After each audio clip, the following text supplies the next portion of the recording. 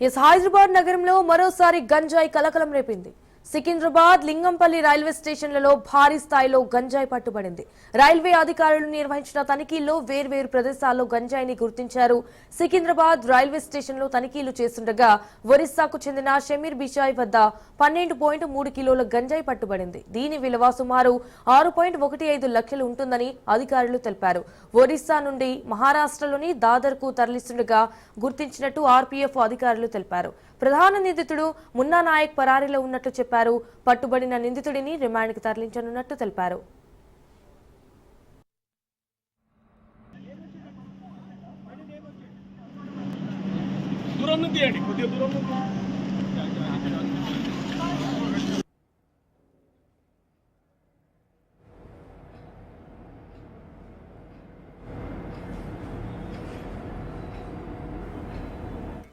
మరోవైపు లింగంపల్లి రైల్వే స్టేషన్లో కోనార్క్ ఎక్స్ప్రెస్ లో గంజాయి లభ్యమైంది. జనరల్ కోచ్ లో ఎరువు రంగు బ్యాగ్ అనుమానాస్పదంగా ఉండడంతో పోలీసులు తనిఖీ చేశారు.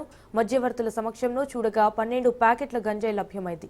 ఇది 12 కిలోలు ఉండగా దీని విలువ 6 లక్షలు ఉంటుందని పోలీసులు తెలిపారు. వేర్వేరు చోట్ల ఒకే రోజు 12 లక్షల విలువైన 24 కిలోల గంజాయిని రైల్వే అధికారులు గుర్తించారు.